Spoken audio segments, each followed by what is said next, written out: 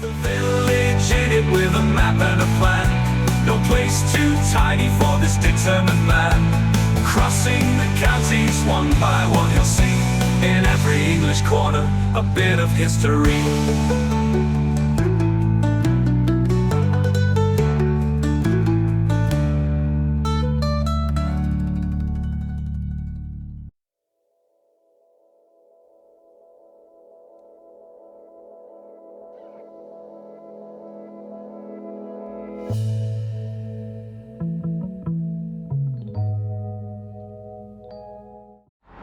Hello folks, welcome to County Durham for the very first time on TVI. Today I find myself in Darlington for the first of 24 parishes out here.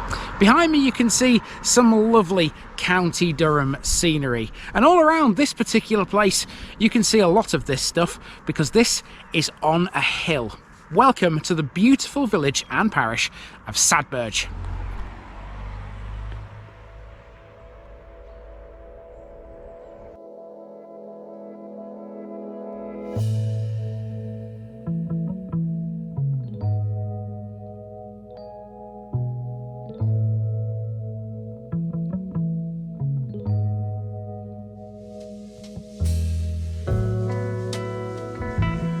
Sadberge, flat-topped hill. For the first time on TVI, unless you count our visit to Craik a few months ago, all this week we're in County Durham. Welcome to the borough of Darlington, 24 parishes that surround the town of the same name, primarily famous for its significant role in the history of the railways.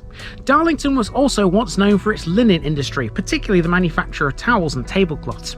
They weren't made out here in the countryside, but even so, our first run of parishes have plenty more we can talk about. Sadberge has the honour of starting off the entire county. Often mispronounced by non-locals, the name of this one simply means a flat-topped hill, and it's an accurate description of what you'll find if you come here. Located midway between Darlington and Stockton-on-Tees, Sadberge was a small town well known by a few ancient people groups. The most obvious are the Vikings, because that's where the name Sadberge comes from. There are several other places around the country with the same Viking-led influence, like Sedbergh in Cumbria, for example. The Romans also knew this place. In fact, they even had a camp here, the remains of which can still be seen as earthworks in the village's northeastern corner. Being on the line of a Roman road, Sadberge has always been a convenient place for travellers. It remains so because nowadays this village is well positioned for the modern commuter, especially those who make the journey to Teesside every day.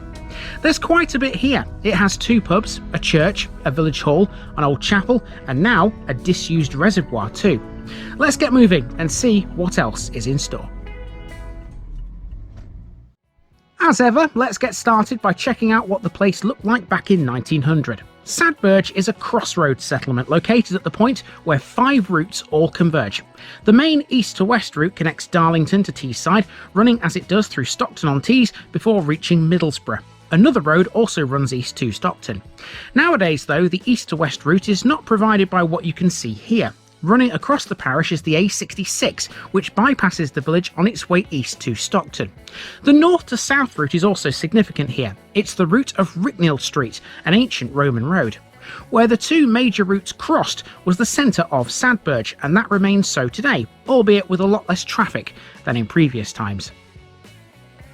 As a crossroads village, you can split Sadberge up into 4 quadrants. In addition, the parish also covers a rural area to the south of the modern A66. That's where we'll start. Travelling from the south, one of the first things you'll see before entering the village itself is Sadberge Hall on the left. The hall is not ancient. In fact, it was only 4 years old at the time of that map, having been constructed in 1896. That fact is backed up by way of a date stone on its exterior wall. Sadberge Hall can be defined as a Queen Anne house, a magnificent Grade II listed building erected for the Pease family. They were one of the great Quaker families who were largely responsible for the growth of Darlington and the surrounding area as a major commercial and industrial region. Some of the finest houses in the town itself were built for the family in the 19th and 20th centuries. No surprise then that Quakerism will feature heavily in some of these Darlington episodes. Fun fact too, the Quaker connection is so well known around here that it's why Darlington Football Club are nicknamed the Quakers. Football and history working together once again. Sadberge Hall is approached up a long gravel driveway which terminates at the side of the house. There are many period features still prevalent inside it. These include attractive fireplaces, working shutters, an impressive staircase, and a fine oak ceiling in its dining room. It was all up for sale a few years ago for £3.5 million. A snip if you ask me. So let's continue into Sadberge via Middleton Road. This is the route of Ricknell Street, a Roman road which linked York to South Shields, or so many historians think. Since time began, Sadberge has been on the highest hill for miles around. On a good day, you can see the sea 20 miles to the east at Redcar and the walls of Barnard Castle 20 miles to the west. The Romans were the first to take advantage of this strategic position and marched Ricknell Street straight through it.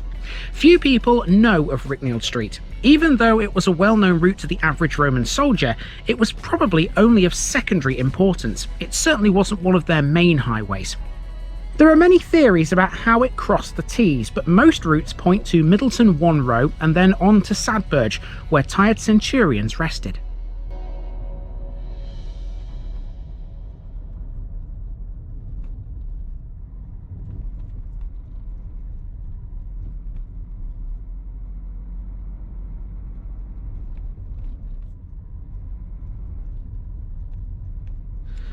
Okay, we have made it into the village. It's a nice quiet Saturday morning today, just before 6 AM, and I'm beginning in a residential area, so I'm trying to be quiet. Not many people are up yet. But this is a nice area to start because it demonstrates how much Sadberge has grown over the past few years. All these estates never used to be here. The Roman connection can be clearly seen on this next map as we enter the village properly for our main walk. The 1900 map shows the site of a Roman camp. This is the northeastern corner of the village. Of all the areas of Sadberge, this is the one that's altered the most. A lot of this is housing now, and there used to be a school here too. On both sides of Norton Road, there are an array of modern streets, all now built on those old fields. This is the southern side, which has Abbey Road and Dale Road. The northern side is occupied now by Norton Crescent and St Andrew's Park, and from that we'll get a good look at the Roman camp in a minute. Sadberge's location on the route of Roman Road has always made it attractive for travellers, dating back to times some 2,000 years ago. Being positioned at the point where Ricknell Road crosses the main road from Darlington to Teesside, Sadberge was a linchpin village, and it still is. With the modern A66 bypass now providing a great road link between Darlington, Stockton and Middlesbrough, a lot of these houses are occupied by Teesside commuters. The size of the village over time has also reflected this residential importance. Once just clustered around the crossroads, Sadberge has grown, expanding outwards in all directions. The village is now increasingly diverse, but its residents continue to contribute to the enjoyment of community life here.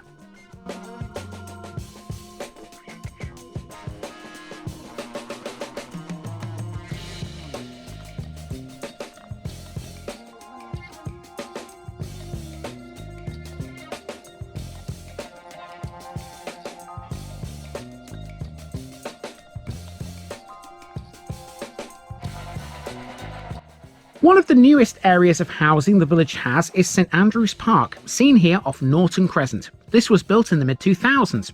St Andrew's Park sits on the site of a former school, which closed in 2004. It was the third school the village has had to its name. The first school was built by the church in the southeastern corner of the churchyard in 1799. That remained open until 1868, when it fell into disrepair. A new school was then built on Darlington Road, and although it closed in the 1970s, it's still in use, as we'll see later. Between the 1970s and 2004, children went to a new school at St Andrew's Close, but as numbers declined, it too would eventually shut down, being replaced by this housing estate.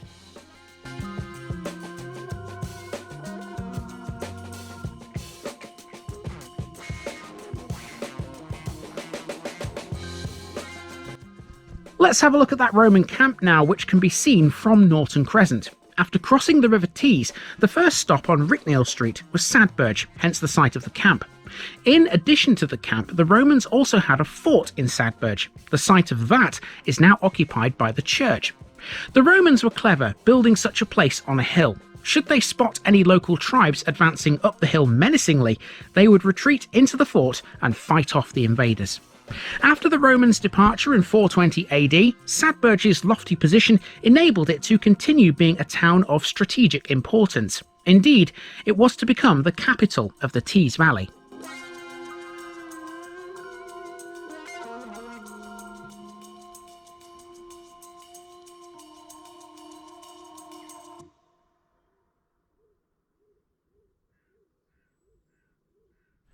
Well, I'll tell you something, the Romans would have had a cracking view at this camp.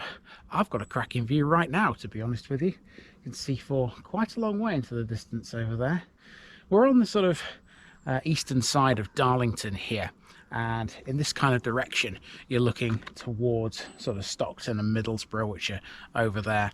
In the other direction is Darlington, sort of beyond these buildings you can see in shot now, kind of between the two.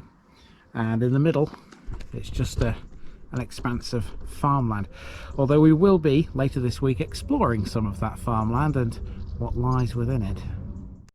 Now we're moving into the northwestern areas of the village. We're about to explore everything on and around the northern arm of Ricknell Street. A lot of this looks similar now to how it does here. This inn is still very much going. This chapel is not, but it still stands. Over to the west, a tannery is marked too, which is now a house.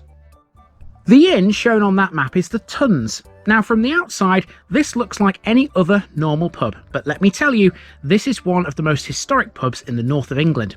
Sadberge was an important judicial centre. In fact, some sources say the village's name comes from the terms Sackburg, meaning the court on the hill or the Hill of Pleas.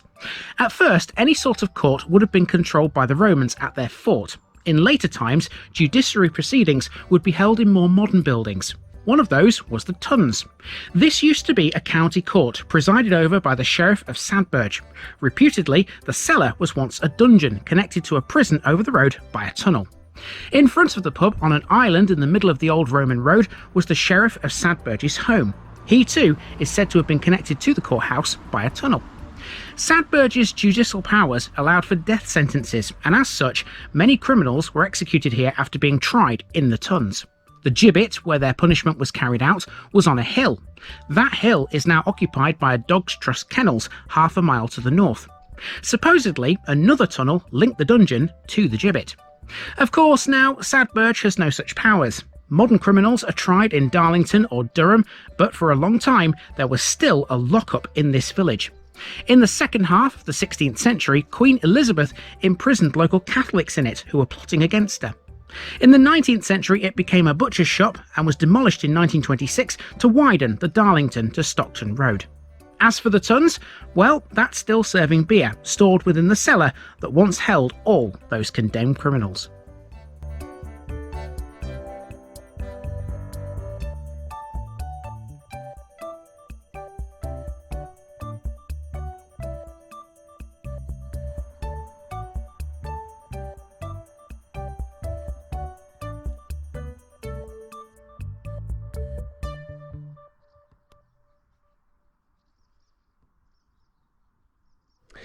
Okay, this is the point where you start to realise just how much on a hill Sadberge actually is, because after you get past the Tuns and the village green that you saw there, the road starts to dip downhill quite sharply, in fact, and we're going to follow this for a short way. You can see we've got a house in front of us there. That's nothing really of any interest, but opposite that there's an old Methodist chapel. To the chapel then next. This was built in 1869 and closed in 1991. Today it's in use as a private dwelling, occupying a grassy area between Hillhouse Lane and Chapel Row. Let's head on to Chapel Row next actually, because aside from being an ideal way to get to our next landmark, I reckon it looks pretty. Let's see if you agree.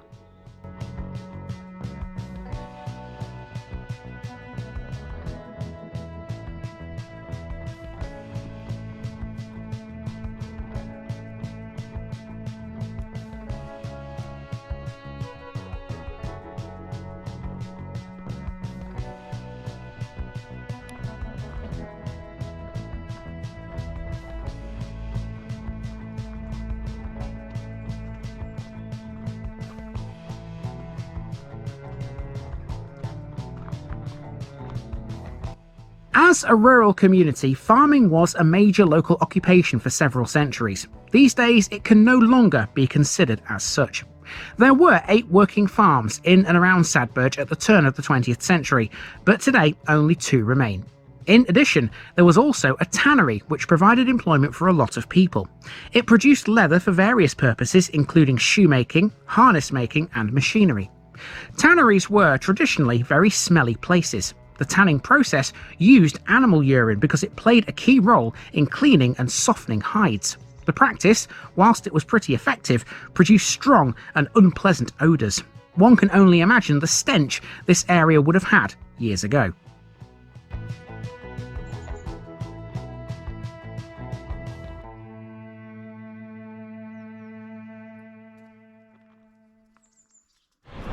Okay, so I've just crossed the village green here from the site of the tannery, which is over there.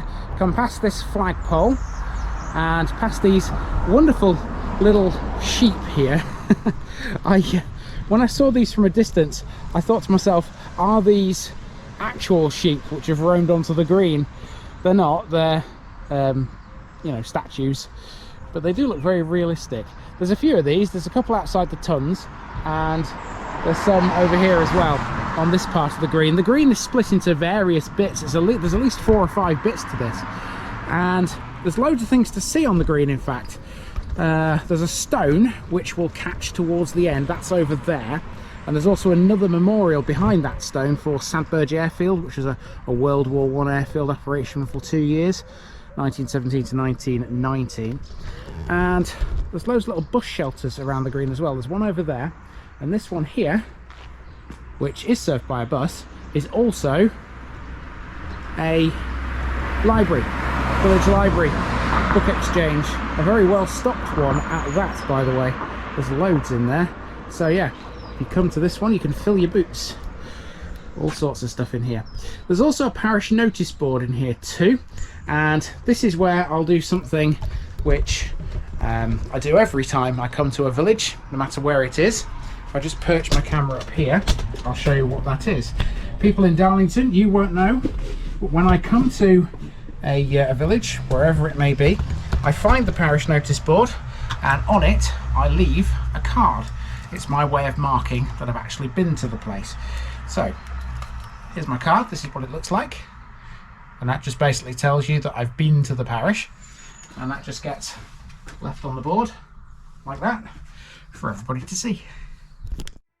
Our next job is to head west along Darlington Road. This will take in the Red Lion, a former pub that was still going in 1900 but has now closed. In this section, we'll also discuss what's become of this old school, and we'll also get a look at this massive reservoir, once capable of holding an enormous amount of water. This is the former Red Lion, which is now a private dwelling. It ceased to exist at some point before 2009, but I can't give you an exact date. There was next to no information available for this now lost pub, so that's all I can really offer you for this one.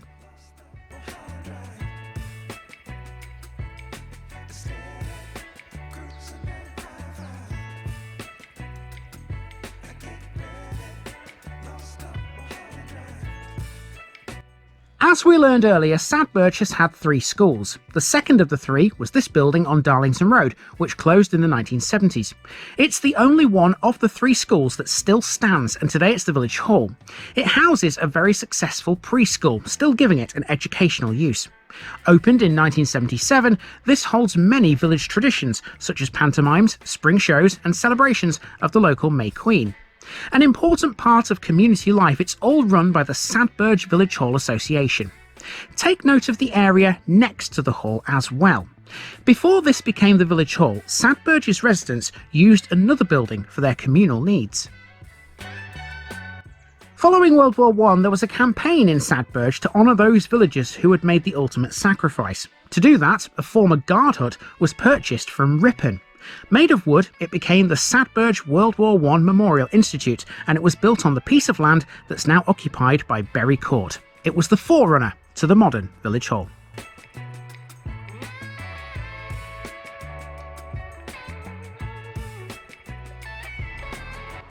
Next, we have one of the biggest landmarks in Sadberge, the former reservoir. This was built in 1886 by the Stockton and Middlesbrough Water Board, founded in 1876 by an Act of Parliament. Before the Act, all of Teesside's water was abstracted from the River Tees at Broken Scar on the western side of Darlington and pumped eastwards by the Tees Cottage pumping station.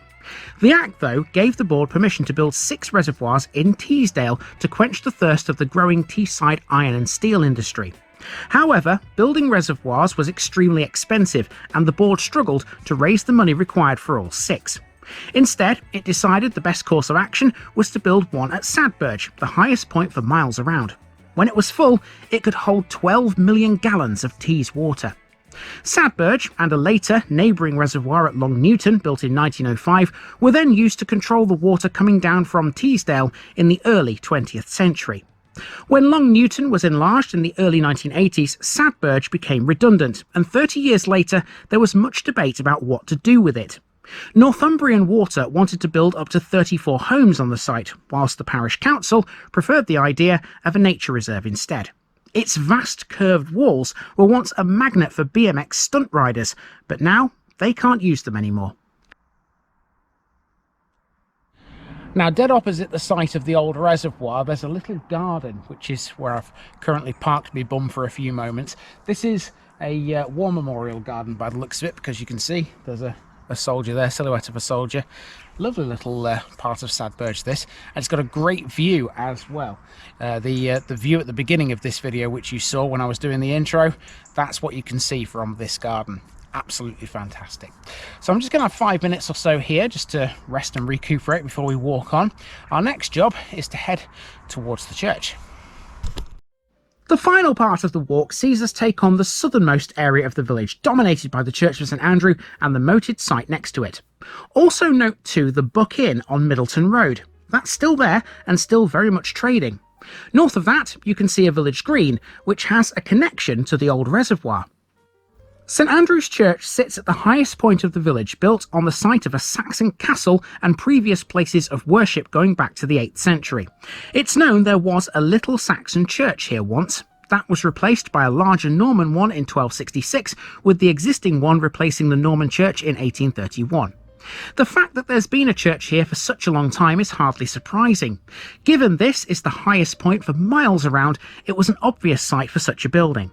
The porch contains several stones believed to be of Saxon origin, but curiously, there are very few Norman stones here. Most of them can now be found in Darlington. That's because they were sold by the builder of the new church and used to construct a pub in the town and to reinforce the banks of the River Skerne.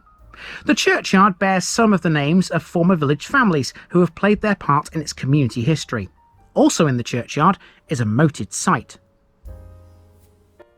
The moated area is known by the name Hampass, which is now a grassed area used for recreation. How it gets that unusual name is a little complicated, but we'll have a go. Hampass is thought to be so named from its origins in Viking times as a pass, a bridge used to cross the moat, to a ham, which we know today as a home. Therefore, it literally means home bridge. Seeing as it crosses a former moat, you can think of it as a Viking version of a drawbridge. There have been various working buildings on Hampass during its time. In its early years, it was part of Town Farm.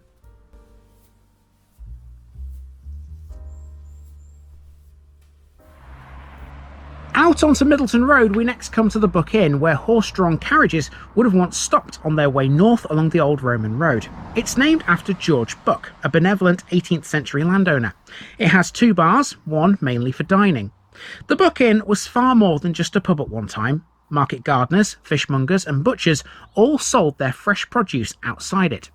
Now a friendly, traditional English pub overlooking the green, its attractive setting ensures it still has everything the average village local should. It's a supporter of local microbreweries, always having at least one beer from Mithril. They have a monthly quiz and regular live music and race nights too. And here's one final landmark of note, this small green located where Darlington Road and Middleton Road cross. There are no sheep grazing on it these days, but there would have once been. Today on it, you can see the Queen Victoria oak tree planted in the centre of the village to commemorate her Golden Jubilee in 1888.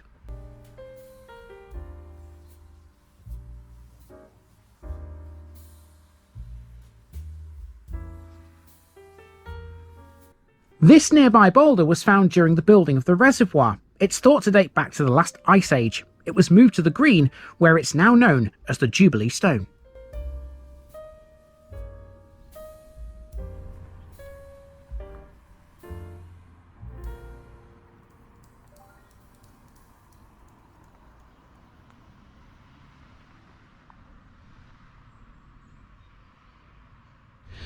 Right, so from here it's just a simple case of making our way back to where we started, and that means walking along the Norton Road, which is this one here, and this will take us back to the housing estates where I began about an hour ago. It's taken me about an hour to walk around the lovely village of Sadberge.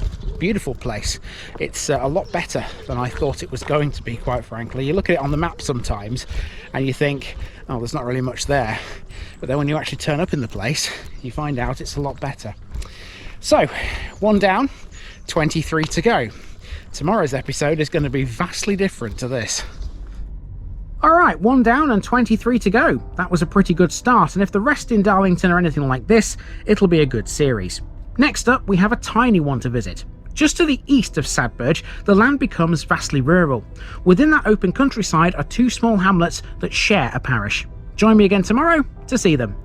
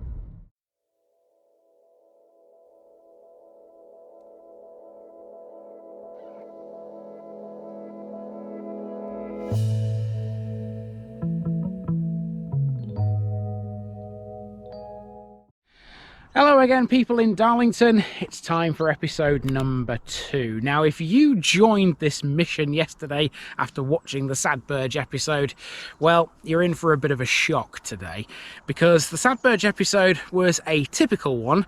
This is anything but typical. If you go out into the countryside to the east of that village, you end up in this place, and it's basically fields, farmland, and not really much else. There's a couple of farms in this one. One of them is called West Newbiggin Farm, and the other one is East Newbiggin Farm. This is the parish of East and West Newbiggin.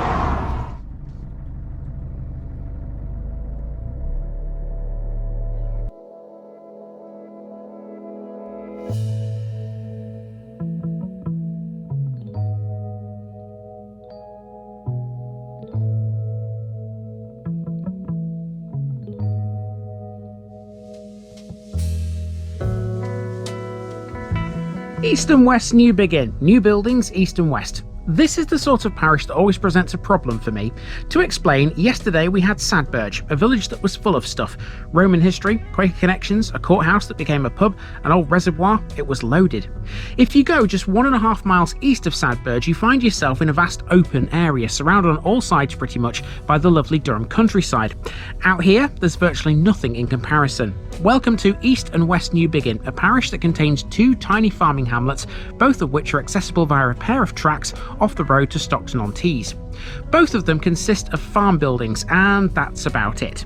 The main settlement of the 2 is West Newbiggin, or Newbiggin West as it sometimes gets referred to on maps. Close to it there's a moated site, but virtually nothing is known about it. So instead, this episode will focus less on the historical and more on the current. Farming wise, West Newbiggin had historically been all about the rearing of pigs, although in more recent times it's become something of a go-to place for high quality chicken products, more specifically eggs.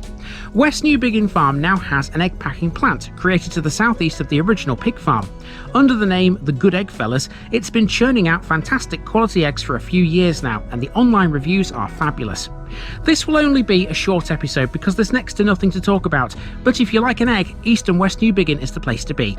If only they still have pigs, you can get most of the bits you need for a full English up here. Let's go. So here we go then. This was East and West Newbiggin in 1900. You would do very well to spot any massive differences between what's here now and what was here back then. The two hamlets of East and West Newbiggin are sited here and here, off the road between Sadberge and Stockton-on-Tees. Both are accessible via narrow farm tracks. The one that leads to West Newbiggin has recently been widened and there are passing places on it, but it still remains very minor and little used. However, since West Newbiggin Farm changed its use in recent times, it has seen a little more traffic. Running across the area is a small stream called the Newbiggin Beck. Its course is the only thing that connects the Newbiggins together. There's otherwise no road that does so. So this is West Newbiggin. Zoomed in, you can see there's a moated site close to the hamlet. Sketchy sources say there was once a medieval village here, and so this moat was likely part of it. There are no other remains though, and you could write everything else I found out about the DMV on a postage stamp. By contrast, I found out quite a bit about the farming operation up here though. The easiest way to cover the Newbiggins is to drive them. As much as I love a walk, it's really not possible here. This is the road to West Newbiggin. West Newbiggin Farm is sited in the middle of the hamlet and consists of a mixture of agricultural sheds and a dwelling adjacent to the narrow road leading to it. Present farming operations are concerned principally with high-end, free-range egg production, a marked difference from what this used to be.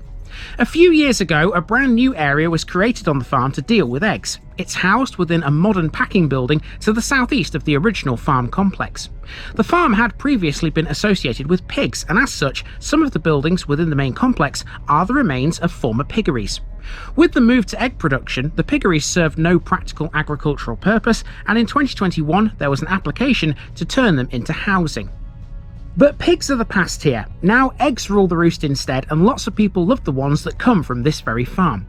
Based at the farm, the Good Egg Fellas is an award-winning independent free-range egg producer and supplier that sells them directly to its customers. They don't just sell locally, they distribute their chicken products across the UK. They are premium, free-range eggs too. There are no battery hens here. The farm serves households, independent bakeries, gastropubs, restaurants, cafes, coffee houses and bistros who all have one thing in common.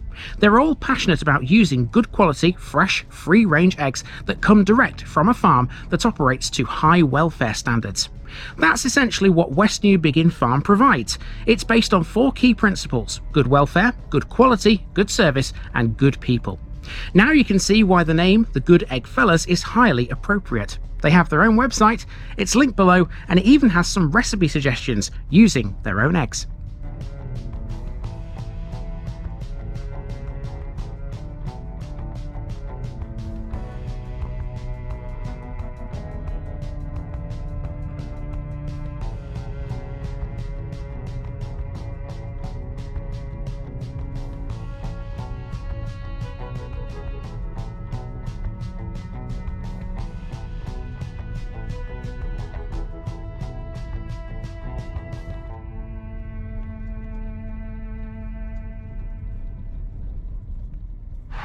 Right, with West Newbiggin visited, now it's time for East Newbiggin, but we can't actually get to this because this road is gated, as you can see. So I can't get up to East Newbiggin. To be fair, even if I could get through this gate, I wouldn't be able to get much further because there's a big bale of hay in the way. Now all that's up there really is another farm and a house, and not a lot of much really. So this is as close as I'm going to get to it. However, I did find an interesting little story about this farm. I'm going to tell it to you as we drive away towards the next one. This is East Newbiggin, which is the smaller of the two hamlets. Compared to this map from 1900, it's actually increased in size a little. This one is also all about farming too, but eggs are not the order of the day here. This is a mixed farm, although it deals mainly with livestock. It has cattle, sheep and a bit of arable farming thrown in. It's not much to write home about, you might think, but when I was researching this one, I found something that puts it on the map. East Newbiggin is associated with the Nags family, who have looked after the beef, the sheep and the arable workings on this farm for many a long year. In 2015, Josh Nags, 20 at the time, was thrust into the national spotlight. He was brought up on this farm and had been involved with the family business from a young age. While studying at the Royal Agricultural University in Cirencester, two of his housemates entered him into a competition run by Farmers Weekly. It was called Britain's Sexiest Farmer. To his surprise, Josh made it to the final 10. The finalists were picked out of hundreds of entries with help from television fashion guru Gok Wan. I don't know if he won the whole thing, but it seems he didn't, unless my search results were inaccurate. Even so, being within the UK's top 10 sexiest farmers gives you serious bragging rights.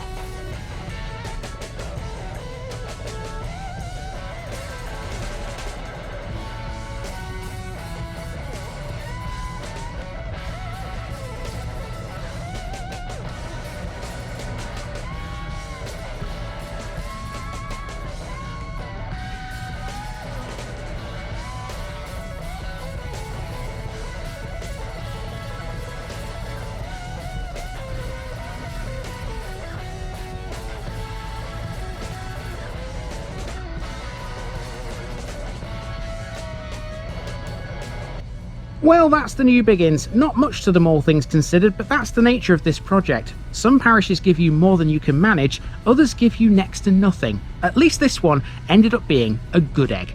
See you tomorrow for another, of course.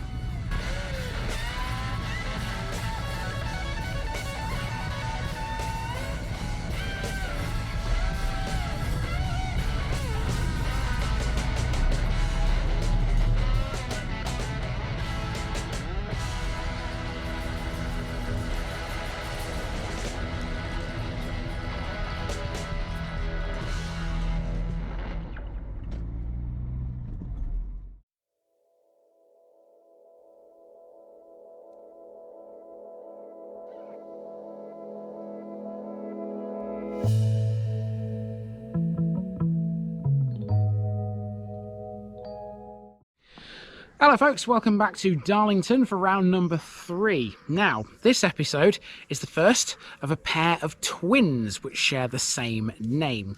One of them's Little, the other one's Great, but to be honest with you, there's not much difference in terms of size. This is Little, and it's basically just this one lane you can see in front of you here, and the road that I'm currently standing on, which is here. So, there's not much to see in this one.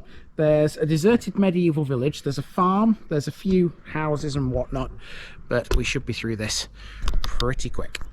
This is Little Stainton.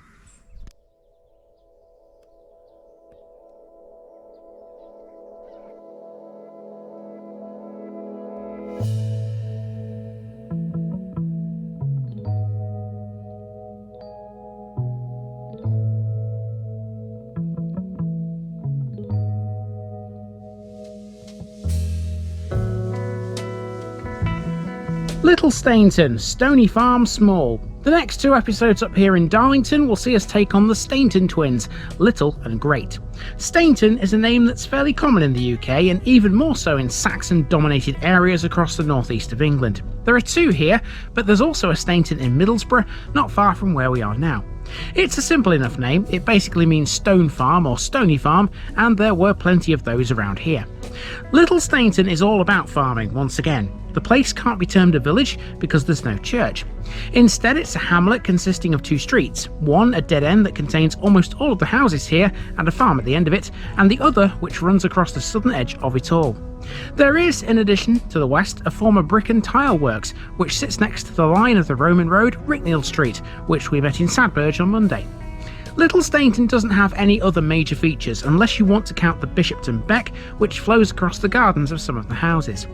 Owning a car out here is vital. The hamlet is far too small to sustain anything like a school or a shop, and most people that live here travel to either Darlington or Stockton-on-Tees for their amenities. Little Stainton was formerly a township in the much larger Bishopton just to the northeast. So once again, this won't be a long episode because there's not a lot to it, but Little Stainton and its larger neighbour Great Stainton are, if nothing else, quiet, peaceful, rural retreats where the sound of farm machinery is commonplace. Let's go! Here we have Little Stainton as it was at the turn of the 20th century. It was vastly rural, as you can see, and that hasn't altered much at all. The main area of settlement hasn't changed in that time. There are two streets that form the hamlet, the main one being this dead-end lane where the majority of the houses are. You can see, though, that there are other parts to the place which are a bit more far-flung. There are isolated farmhouses and dwellings along this road, for example. Clearly marked too is the line of the Roman road, Ricknell Street, which passes through Little Stainton on its way to South Shields. The existence of that road is why Little and Great Stainton are sometimes referred to collectively as Stainton-le Street or Stainton in the Street. Let's focus our attention on the main street first of all, the dead-end lane where most of the hamlet is situated. This lane runs parallel to the Bishopton Beck, which flows through some of the gardens. There are more houses here today than what are shown on this map, as several infills have been built, but Little Stainton used to be a lot larger centuries before. It'll take you no more than about 10 minutes, even at a leisurely pace, to walk from one end of Little Stainton to the other. Situated a few miles west of Stockton-on-Tees, the hamlet consists of a collection of houses and farms that have no local service facilities. At the end of the lane is Manor Farm, where you can go no further, either on foot or by vehicle. For much of its history, Little Stainton was part of the parish of Bishopton. It's never had its own parish church, and instead the inhabitants would have journeyed to Bishopton to attend religious services at the church there.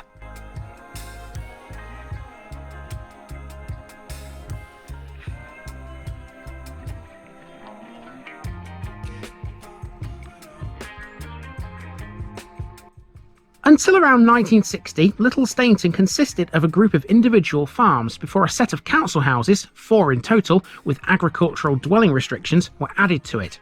The housing stock was further increased in the late 1980s after planning permission was granted for another series of private dwellings. They have transformed Little Stainton into a rural agglomeration now, and the farms constitute a minority of the dwellings. Although much of the land around the hamlet is still owned by the farms, many of the private dwellings have a substantial amount of land, ranging from anything between 2 acres and 5 acres.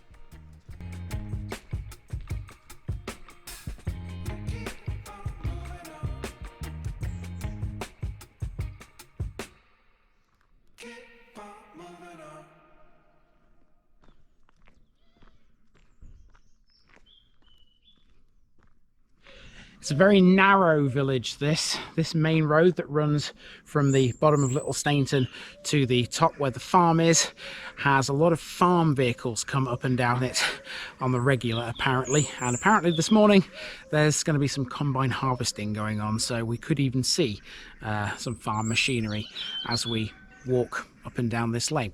We're not going to be here all that much longer though, to be fair, because we've now sort of halfway along the lane, and at the end of the houses, which are there, there's a field here, and this is where all the earthworks are. Let's check these out. In the medieval period, Little Stainton was a lot larger than it is now. Even though it's had a few houses added here and there over the last century, this was a much more substantial place. As you approach the end of the lane just before Manor Farm, look to your right hand side. You'll see an enormous patch of earthworks where ancient buildings used to be. The remains are excellent, even though some were destroyed in the early 1990s as a result of ploughing. It's been a pretty good spot for avid archaeologists to explore this. Finds recorded here include medieval pottery, and in the area around Manor Farm, a number of 10th and 11th century pottery fragments have also been discovered. They help to confirm what the name Little Stainton already suggested, that the hamlet is of Anglo-Saxon origin. Stainton means stony farm in Old English.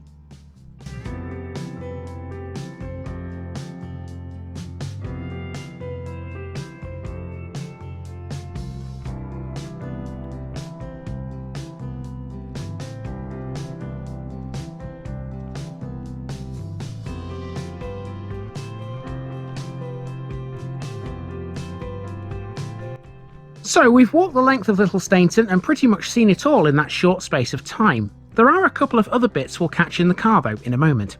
While we walk back to where we began, I have one more thing to address while we're here. There's a rumour that kicks around up here involving witchcraft. Now, the fact that witchcraft might once have been practiced here is actually very likely. Lots of rural areas had at least one known witch. They were likely to be healers or herbalists rather than anything sinister, although many were executed for practicing their craft. That brings us back to the rumour. Local tradition states that the last witch in England was hanged right here in Little Stainton. The claim, though, is simply just a suspicion and it's not based on any concrete historical fact. Nobody even knows her name. It's totally believable that a witch was hanged here at some point, but research suggests that the last woman executed for witchcraft in England was Alice Molland, who was sentenced in 1685. The thing is, Alice lived in Exeter, several hundred miles away from Darlington in Devon. Records of witch execution, though, were never thoroughly detailed. Indeed, some sources claim Alice Molland was actually Avis Molland, and her execution was never carried out. If that's true, then the last witches executed in England may have been Temperance Lloyd, Susanna Edwards and Mary Trembles in 1682. They were known as the Bideford Three.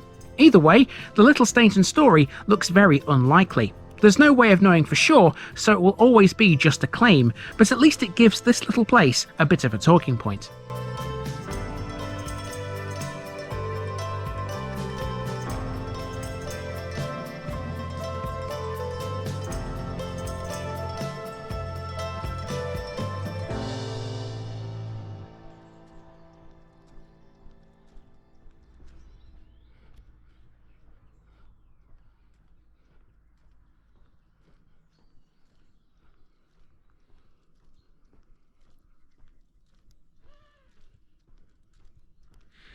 So there you go, Little Stainton, from one end to the other and back again. Thriving urban metropolis, isn't it? Now, to be fair, this is a lovely little village, and it's one of the places in Darlington which I certainly wouldn't mind living in, to be honest with you. Anyway, we're done with the main village. But we're not quite done with the parish yet, because to the west of here, there's another little area which we have to cover. We're going to find the site of an old brickworks. Back to the map, and let's now have a look at the area to the west of the main settlement. Running from north to south through the parish is the line of the Roman road, Ricknield Street. Given it's Roman, it's a bit odd to see a curve in it. They were usually dead straight. On the bend, you can see there used to be a brick and tile works. Let's go and see that. Much like many other counties of England, Durham had several brickworks scattered across it at one time. There were a collection of small ones around Darlington. Bricks from the works around County Durham were often used by the coal mining industry. They made various types of brick, fire bricks often being a common one. Many brickworks were established near collieries up here. That was to utilise byproducts like clay and sega, which is a type of coal waste. The history of Little Stainton's works is not well documented, but it was linked to Leicestershire by way of its owners. It was run by Joshua Hill, who was the brother of Elisha Hill, born in Leicestershire in 1804. It's known that by 1841 Joshua was running the Little Stainton brick and tile works. In 1851 Elisha ran a similar works at Preston-le-Skerne, not too far away from here. They were industrious businesses, but they didn't last terribly long. The works at Preston-le-Skerne had closed by 1911, and you'd have to imagine Little Stainton's had also shut down by that time.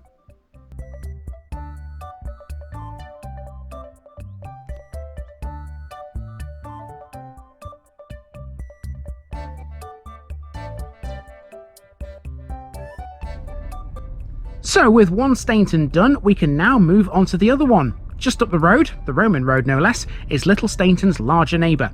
In that one, we'll get to see a church, a school, a pub and a lot more things which are more village-like than what Little Stainton has to offer. See you there for another walk.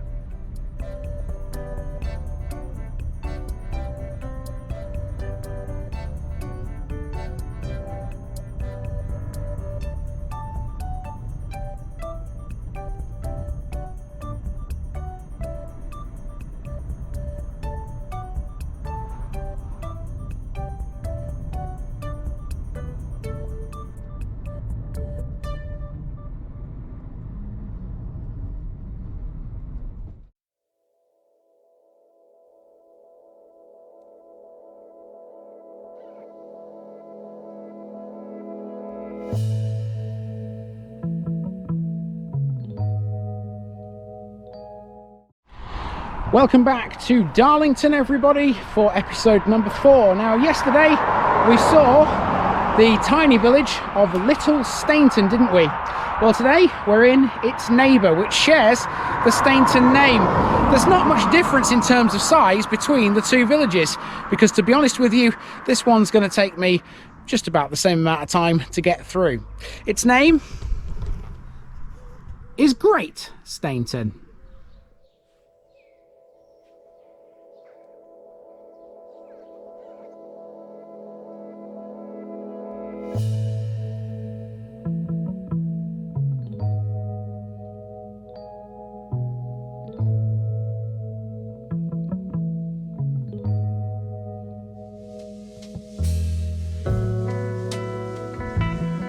Great Stainton, Stony Farm, large.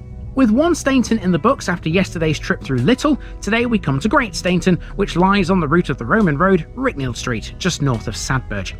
Great Stainton used to be known as Stainton-in-the-Street or Stainton-Le Street. This was a common way of naming places that stand on Roman roads. Long-time viewers may recall Spittal-in-the-Street in West Lindsey, where the same thing applies, for example. Today known as Great Stainton, which is honestly a bit less of a mouthful to say, this small village has a pub called the King's Arms, an old school, and a delightful selection of houses, 95% of which are on one small lane. It also has a church situated a ways away from the main cluster, surrounded by trees. That's abandoned, and currently housing developers are looking at ways to bring it back to life as a brand new dwelling. Its tall spire is a well-known landmark, seen for miles around. Although larger than Little Stainton, this one still doesn't offer a population of over 100 people, despite the fact it looks pretty substantial on the map. Again, this is a village that was once larger in medieval times.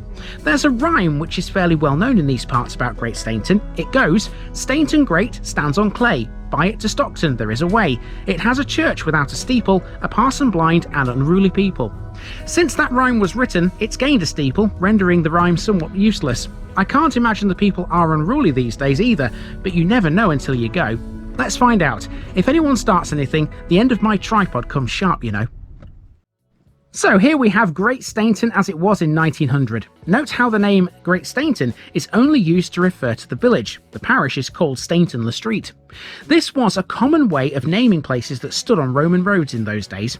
The Stainton-Le Street name is now not used very much, and Great Stainton is preferred instead. Very little, other than the name, has changed since 1900. The main cluster of settlement is still the lane that forms the southern edge of a misshapen rectangle of roads. Great Stainton's church is a ways away from that area. It's to the west, located on a small rise in the landscape, allowing its tall spire to be seen from quite a distance away. The rest of the parish was overwhelmingly rural, with just a smattering of isolated buildings here and there.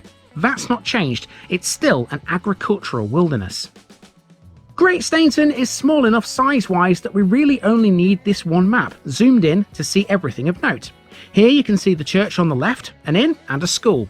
The church is now disused, as is the school, which is now a private house. The inn too is now closed. Take note too of this section here, marked Cross Hill. Our start and end point is at Cross Hill in the northwestern corner of the village. From here, this route will take us around all four sides of the squashed rectangle that Great Stainton is. This building has seen better days, hasn't it? It's some sort of old garage, which was still completely intact a few years ago, but now it's well beyond repair. I wonder, what was this used for? In any event, our first task is to get ourselves to Great Stainton's church. It's not the easiest one to access, but you can certainly see it really well from this road.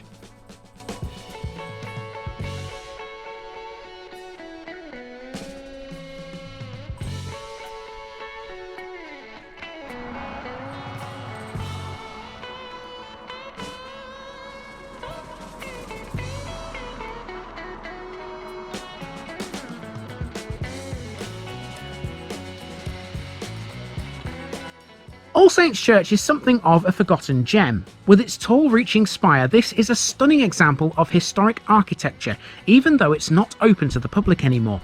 Now standing closed and abandoned, there have been plans put forward this year to turn this into a dwelling at some point. How about this for a mighty fine home?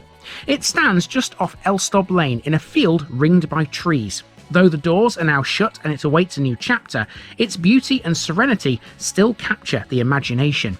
Being detached from the main village, there was presumably a small settlement around this church at one time, now of course abandoned. Originally dating back to the 12th century, All Saints Church was beautifully rebuilt in the 19th century, retaining its charm and historic character. The rebuilding was undertaken between 1876 and 1878 by J.P. Pritchett in the style of the former medieval church.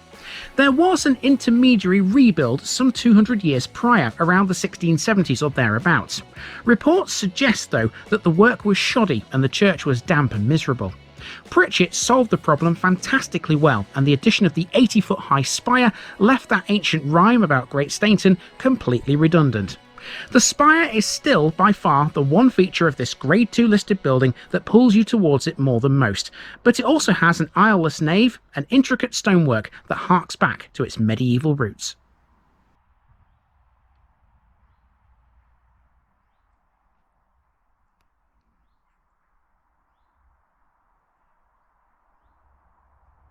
I have to admit, I do feel a little bit awkward at this church because with it having potentially owners in it at some point soon, I wasn't 100% certain if it was going to be lived in by the time I got here, but apparently it's not, so quite safe. I imagine the churchyard will remain open to the public anyway when it is eventually occupied by somebody. What a great place to live, eh? And I tell you what, you wouldn't have any problem with the neighbours, because this is what you find on the track leading up to the church. A whole lot of nothing, basically. It's just countryside. No neighbours at all. Lovely, that, isn't it? Right, let's carry on into the main village cluster.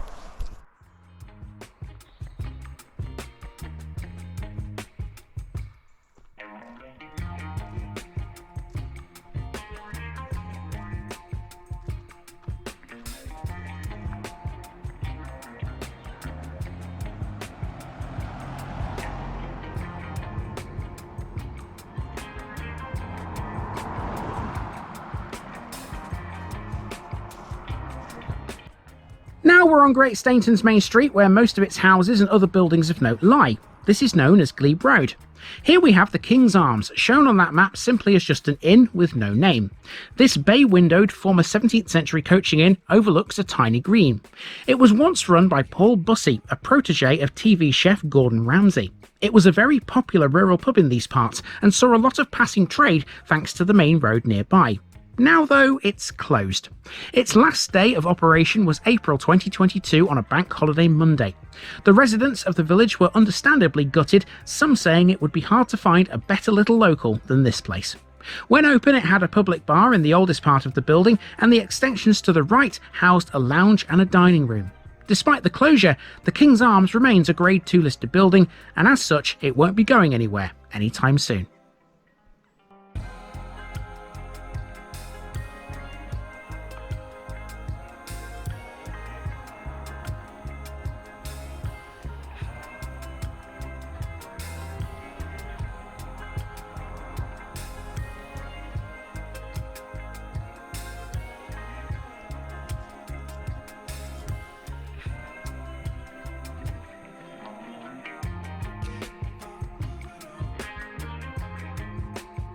Great Stainton once had a school. It was located where Glebe Lane turns northwards and heads back up towards Cross Hill. Education in Great Stainton can be traced back to 1749. That's when the first school was founded and endowed by the Reverend Thomas Nicholson. It would go on to receive several donations, chiefly from the trustees of charities controlled by one Lord Crewe. Now, of course, this building is not the original school. It's far from being mid-18th century. Nobody seems to know where it was located, but it was rebuilt at some point right here. Today, the old school is a private house, and the children of the Stainton villages have to travel further afield. The nearest school is located in Bishopton.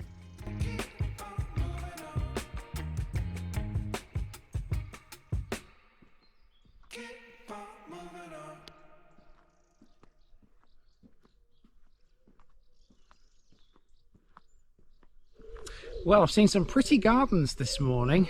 I come from a family who are, shall we say, keen gardeners. My mother especially is very good when it comes to plants and stuff like that, bedding plants all over a garden, tubs and hanging baskets and all that kind of stuff.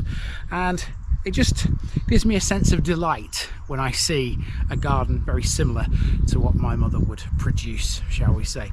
And I think this one here, this house here, is the winner so far this morning. Might change in the last village after this one, we'll see. If not, that's the one. So at this point, we need to carry on up back lane. The houses kind of stop now and it becomes a lot more rural. After the corner where the school is, the road becomes barren. There are no properties in the northeastern section of the village. Instead, it's all open countryside as Glebe Lane turns into Back Lane, eventually ending at an unnamed road that runs southwest towards Bishopton.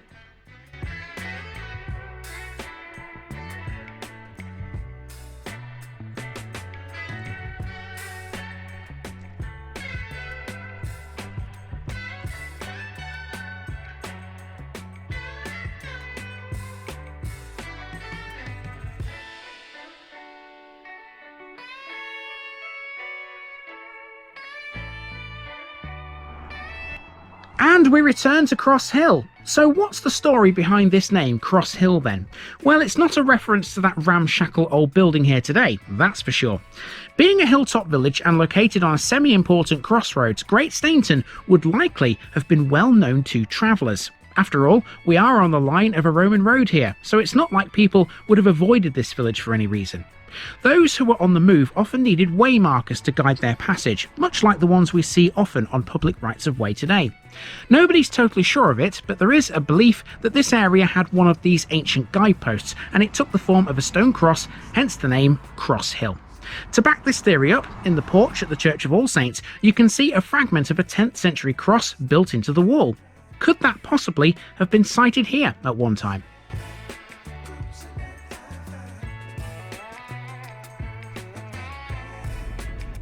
So those are the Stainton villages, folks, and aren't they great? Very rural, peaceful little places, heavily reliant on farming, with a Roman connection thrown in.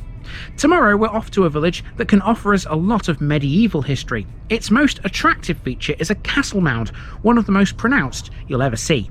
See you there.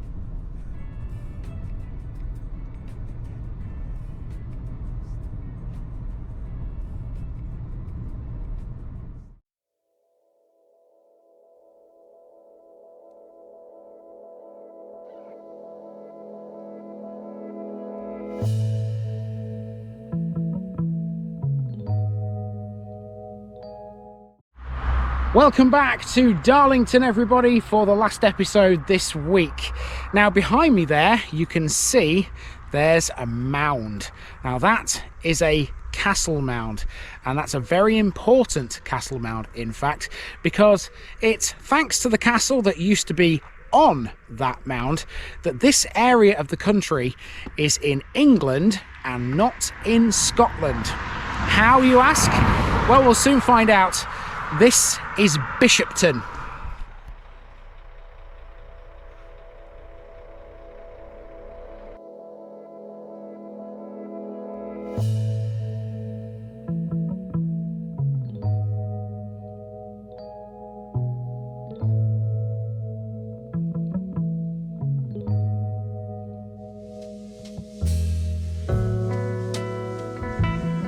Bishopton, Bishopstown.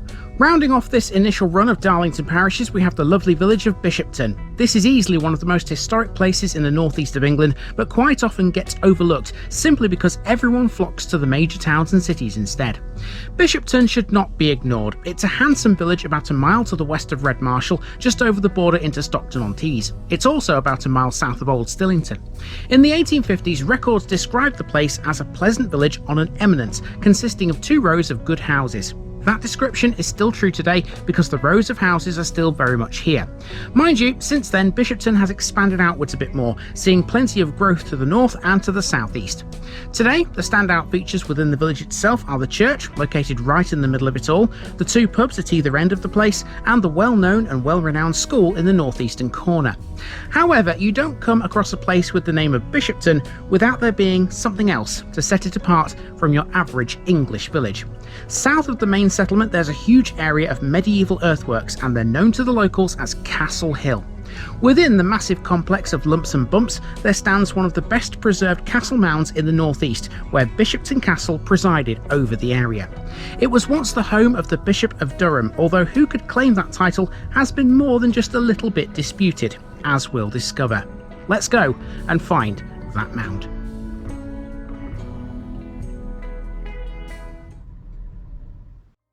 Looking at the map of Bishopton from 1900 presents us with quite the interesting graphic. The village sits on a curved road which arcs through what is a linear settlement. In the middle of that curve there sits the centre of civilization, defined by the church as it has been for centuries. Since the time of this map, the village has expanded outwards somewhat, but it's not gone completely doolally. There are some newer bits, yes, but the general shape and layout is the same. Almost everything of note used to be on the main street, and barring a few odd bits like the new school to the northeast, that setup remains the same today.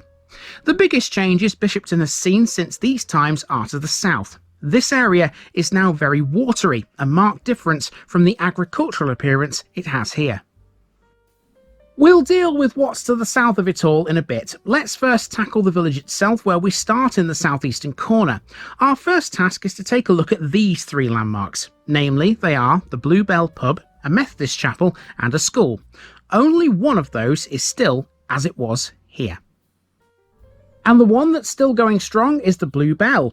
As far as pubs go in Bishopton, it's seen quite a few in its time. Back in the 1850s, there were 5 public houses here, which were complemented by a raft of other trades and businesses. Bishopton had 2 blacksmiths, a joiner, a post office, and a number of shops. 3 of the pubs have closed now, but the Bluebell is still as prominent as it ever was.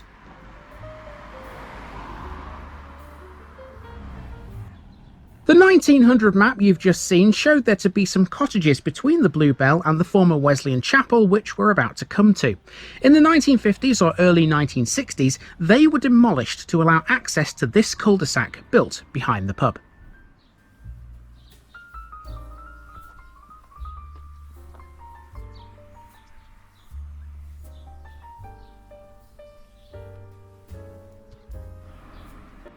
And so here we have the chapel, but I couldn't find a great deal about this one. Judging by the style and character of the building, I'd say it's mid to late Victorian, 1880s at a guess. Made of red brick and now with a whitewashed front, it blends in nicely to the row of cottages that will take us towards the old school, coming up next.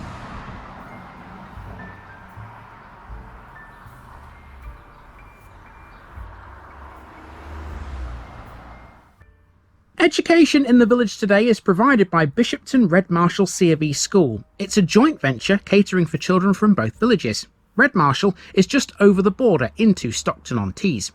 This here is the old Bishopton School, long since closed as such, and now it's serving as a very nice dwelling. So where exactly is the modern school? Well, follow me.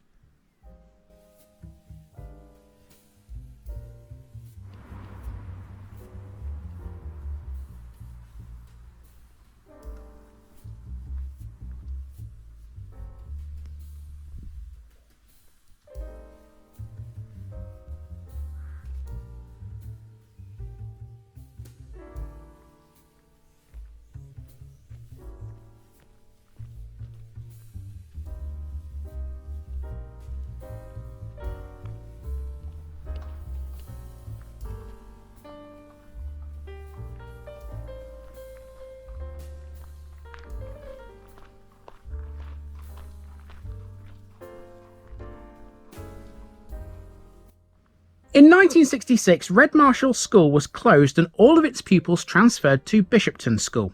The arrangement between the two villages is still in place nearly 60 years later. Bishopton Red Marshall C of E Primary School has around 110 pupils at present, all aged between 4 and 11. In 2011, it became an academy. Ofsted reports of this one have been very favourable. It's a good school according to them.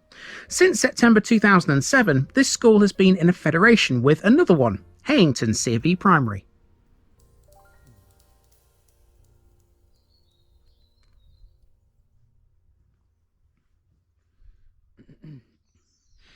Alright, pretty much dead opposite the new school, you have Bishopton Equestrian Centre. That's what these gates are here. And in the other direction, the road sort of goes over a little hump, past some new housing, and then goes towards the village hall, which is where we're headed next. Now to explore the western end of the village, essentially the area around the church, extending as far west as Bishopton Bridge. There's a lot more at this end of the place. Aside from the church, you can see 2 inns on this map. The Stillington Ox, though, is now no longer in business. However, the Talbot most definitely is. Let's see what else is up here. One thing not marked on that map is the village hall located in front of the church. This was erected in 1959, but the actual building itself is much older than that. Made of timber, the hall was originally a 1920s school, but it never educated anyone from Bishopton. Instead, it was located in another nearby village called Greatham. It was dismantled and re-erected in Bishopton in 1959, and ever since it served as the village hall here, while still being as charismatic as it ever was.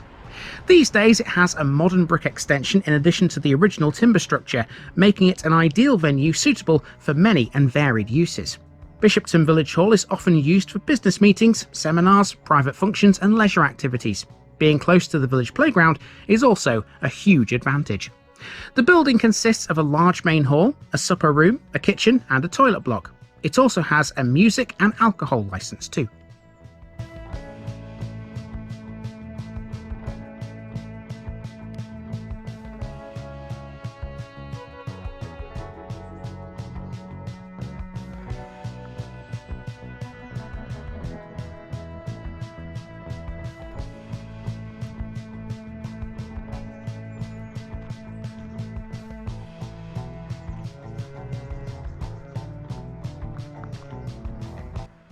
Next we come to the Talbot, a mighty fine country pub that's been here for quite a long time. It's had a bit of a spruce up in recent years, but it's still the same inn as it's always been. For a time in the 1950s and 1960s it was tenanted by Jean and Albert Wood, names I'm sure some of you will remember. The Talbot has since gained a reputation for being an excellent eatery. There are rave reviews of it online which big up their food. Apparently you can't get better anywhere around here. This makes it the perfect spot for family feasts, nights out with the gang, romantic dinners for 2, or just a quiet drink with your 4-legged friends. That's right, they're dog friendly too. It might be a little pricey looking at the menu, but then again, I'm notoriously tight. You get what you pay for in this modern world.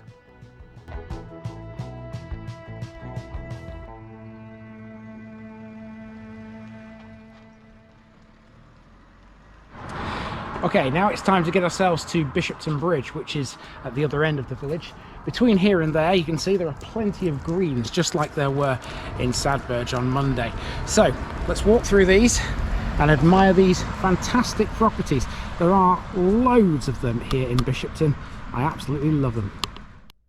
Now to head west towards Bishopton Bridge, and it's mostly residential for a bit, with the road acting like a sunken track between the wide raised greens in front of the terraced housing. Bishopton's form and shape has always been defined by these beautiful rows, which used to be lived in by a lot of country folk who worked the land around here. That's because Bishopton has been a rural farming community for centuries. Many of its inhabitants now, though, are not from this rural background. Lots of new builds have been added in the gaps between some of these cottages, and much newer cul-de-sacs have also been constructed around them. It's a different place now, yes, but it still manages to feel like a traditional farming village should. It's not exactly Emmerdale, I grant you, but it's certainly nothing like the centre of Darlington. There is a great sense of well-being and friendliness throughout the village. Bishopton remains a thriving community that takes pride in its surroundings. It's proud of what it is, and so it should be.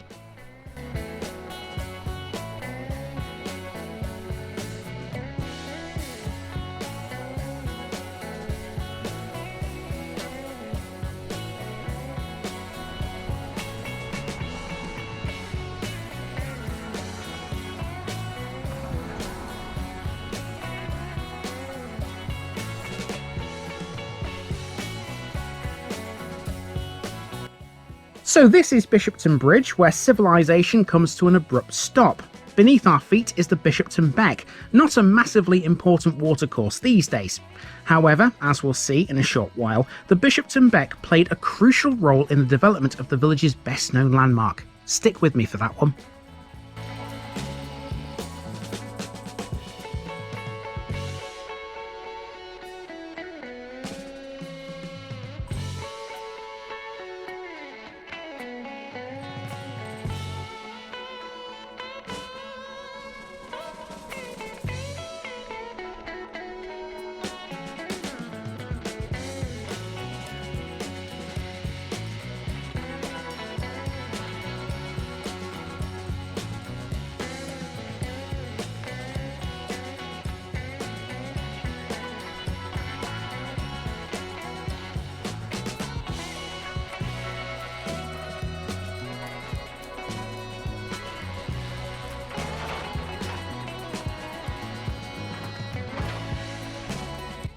After walking back towards the church, next we have the main green to check out before we hit St. Peter's itself. There are two crosses on this green. One of them is this, which looks like it could well be ancient, but don't be fooled, this is far from ancient. This is a replica of a village cross. It stands where the original used to be according to local historians, but these days the remains of the original are in the churchyard. The remains of it consist of a shaft set into a socket stone which stands on two steps. There are no ancient remains here though. The cross was moved to the churchyard in 1883 and this replica appeared in its place. The other cross on the green is the War Memorial. This was unveiled on the 12th of August 1923 by Colonel Tomlinson and dedicated by Canon Derry, the Archdeacon of Auckland. It commemorates the 14 local servicemen who lost their lives in World War I. Following World War II, 2 more names were added to it. The memorial is Grade 2 listed.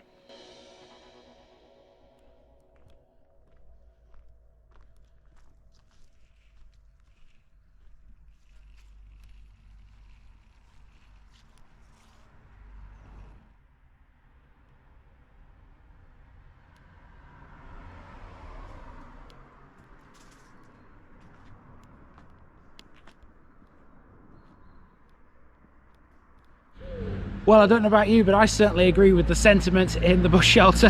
That little sign we've just seen, absolutely spot right on. Now, in front of the green, we have Bishopton's Church, which you can see behind me there. There's the entrance to it. Let's check this out next. This is certainly a prominent church. You can see this for quite a distance. I've been seeing it all morning.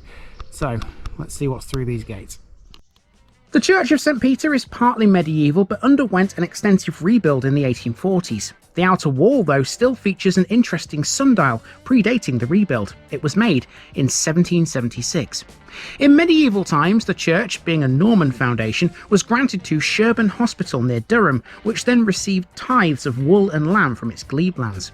It was largely rebuilt by the Lancaster architects Sharp and Paley, who also added the north aisle and the tower. St. Peter's is constructed in sandstone with some limestone in the chancel, and it has green slate roofs. On the tower's west side is a clock face, and the top stage contains 2 light bell openings. The tower is surmounted by a battlemented parapet, and a fragment from a medieval grave slab and a niche are incorporated into the west front of the tower as well. There are several memorials here which mention one particular name, Conyers. The Conyers family were important local landowners around here. The Conyers family are most famously associated with the slaying of a legendary beast called the Sockburn Worm near Middleton, St. George. It has sometimes been suggested that the story was perhaps adapted from an earlier myth of Viking origin, or that the worm was a metaphor for the tyrannical activities of William Cumin. The Conyers family continued to own Bishopton until 1613, when Sir George Conyers and his son, George Jr., sold off their land to their tenants. The family owned many of the hamlets around Bishopton, including the farming communities of East Newbiggin and West Newbiggin, which we saw on Tuesday.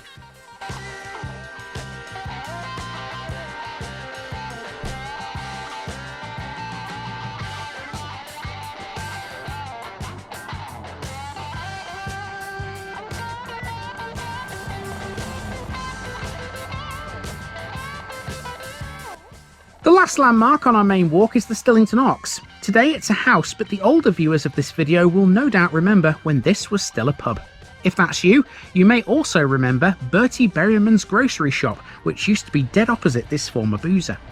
The Stillington Ox was converted to a residential property by the last pub tenant, Bob Freer, in the early 1960s. It was a sad loss for the village, as every pub loss is. At least the Bluebell and the Talbot still provide Bishopton a pair of excellent inns, both with a fine reputation for quality and service.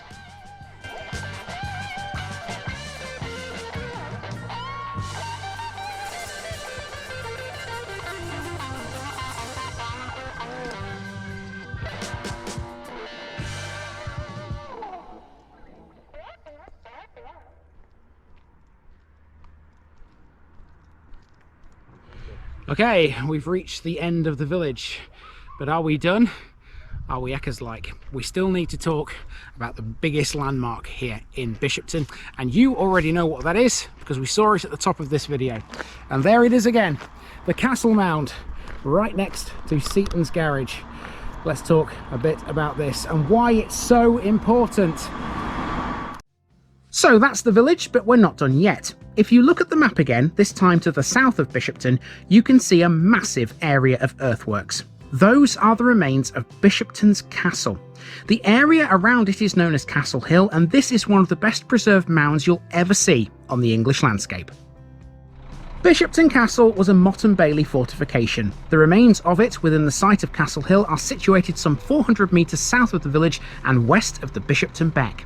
The fortification, which is a scheduled ancient monument, dates back to at least the 12th century, with a licence to crenellate having been granted in 1143 during the time of the Anarchy. The crenellation of the castle may be the first recorded instance of such a granting in England, according to some, but others believe it was a matter of necessity rather than consent. More on that in a moment. The castle was built by Roger de Conyers and it had 2 baileys rather than the usual one. Originally it had 2 large enclosures beyond the baileys. The mound is 40 feet high and the surrounding double ditches are thought to have been flooded by the Bishopton Beck as an additional defence. Surrounded then, as it was, by a low artificial lake fed by the brook, the castle itself could only be accessed by a series of causeways. Now, de Conyers built the castle during a dispute with William Cumin, who laid claim to be the Bishop of Durham. De Conyers supported Cumin's rival, William of St Barbara. In later years, the castle became owned directly by the Bishop of Durham, who was a powerful regional landowner. This is therefore how Bishopton gets its name. The remaining mound has been extensively explored. It was one of 20 investigated by the Round Mounds Project during 2015 and 2016. They were looking for possible prehistoric mounds that had been reused. The vast majority of them were purely Norman, such was the case with Bishopton. Interestingly, the findings also identified that the raised causeway on the northern side of this mound was a secondary feature, which had not been part of the original construction. Bishopton Castle can be seen as the key as to why County Durham and Northumberland are part of England and not Scotland. Here's why. In Norman times, Bishopton was granted to Roger de Conyers by Ranulph Flambard, who was the Bishop of Durham from 1099 until 1128. Flambard was succeeded as bishop by Bishop Galfrid Rufus, and on his death in 1140, William Cumin appointed himself the new Prince Bishop. How very dare he indeed. Cumin had been a close confidant of Bishop Rufus. He was a Scot, and he was working on behalf of King David. On Rufus's death, both he and the king saw the chance to seize Durham. You see, at that time there was an ongoing civil war between the supporters of King Stephen of England and the Empress Matilda, who claimed the English crown. David was already making claim to Northumberland through his son Henry, who was the Earl of Northumberland. At that time, Northumberland included extensive lands in the Tees Valley, including most, if not all, of the area we've been covering this week, between here and Sadberge. Now, Cumin didn't appoint himself without a bit of force. Far from it, actually. His first task was to seize Durham Castle from Roger de Conyers, who was the building's constable at the time. Cumin would then use Durham Castle as a base to begin his tyrannical rule of the bishopric. Conyers would relocate to Bishopton, taking refuge in the manor house. He would turn that manor house into Bishopton Castle, fortifying it enough so that it could withstand any sieges from Cumin's army. While all this was going on, the true Bishop of Durham, William St Barbara, arrived in his bishopric to find the chaos that had ensued. He took refuge with Conyers at Bishopton Castle. St Barbara then attempted to visit Durham City and take up his rightful office, but was attacked by Cumin's forces on the outskirts of the city. St Barbara would return to Bishopton. He later headed to Northumberland, but was attacked by borderers working for Cumin. He then took refuge at Jarrow Church before fleeing to Lindisfarne. Cumin seemed to have gained widespread support across Northumberland and Durham. Either that, or he was widely feared, given as he had a reputation for torture and cruelty. Eventually, however, it was the failure of Matilda in the Civil War that led to Cumin's eventual surrender, and St Barbara could finally be installed as the Prince Bishop in 1144. Cumin, rather amazingly, was not executed for his antics. He was instead pardoned for reasons which are apparently unknown. Had Matilda been successful and Cumin had never backed down, Durham and Northumberland could well be Scottish territory right now. It's a poignant thought now, isn't it, that this castle played a massive part in keeping this land within England. It makes the remaining earthworks all the more impressive. Yeah, it's a little mental to think that had it not been for this castle, I could be standing in Scotland right now. But as it is, this is very much English soil. Bishopton Castle is one of the most historic landmarks anywhere in the country, quite frankly. You can go to your big cities, you can go to your Durhams, you can go to your Newcastles, your Middlesbroughs, your Darlingtons. They've all got history to them. But out here in the countryside, this is where history really comes to life. We have one last area to see. South of both the village and the castle site, there's a big lake located in this sort of area today. On this map from 1900, it was all fields. The fields would give way to some gravel workings, and the lake that's here now is the former gravel pit. It's been filled with water, and it's used for water-based recreational activities. Located within the peaceful countryside south of Bishopton, the lake, some 17 acres in terms of size, forms part of what today is known as the North East Wake Park. Water sports that take place on it include wakeboarding, which is its most popular use. It also has facilities for stand-up paddleboarding, and there's an inflatable aqua park too. Part of the lake can even be used for open water swimming, and you can also launch your own kayak onto it as well. It's all complemented by some changing facilities and spectator areas that enable watchers to get really close to all the action on the water. The North East Wake Park also has a water sports equipment shop called Surf Store, which stocks a wide range of equipment and accessories for all the water-based activities that take place here.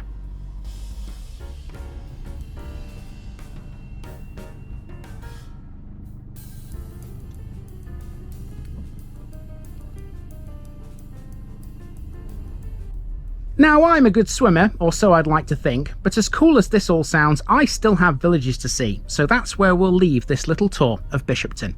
I'll be back to Darlington in the future.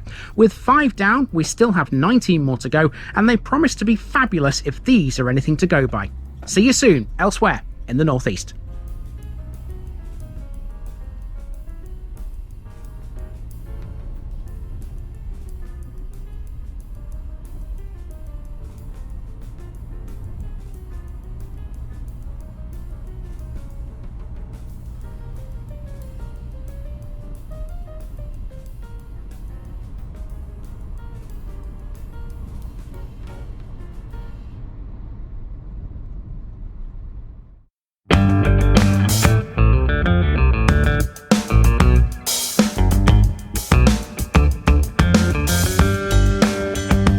Now, just before I go, remember, this video is part of a huge project to visit every civil parish in England.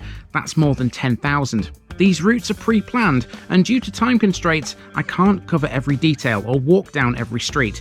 Please don't complain if this video missed something out. I pronounce names how I choose to. I am very aware that local dialect may vary, and I don't take kindly to criticism about this. You've been warned. It's impossible to know everything too. If this video was terrible, make your own. If you're a regular watcher of The Village Idiot, you're not the only one. If you've got a small business, why not use my videos to advertise it? Leave a comment below if you're interested. And finally, thanks for watching this episode, everybody. Give us a like and a subscribe if you've enjoyed this episode, and share it with your friends and relatives. It all helps to keep this mission going. Until next time, I've been Andy, also known as The Village Idiot, and I'm out.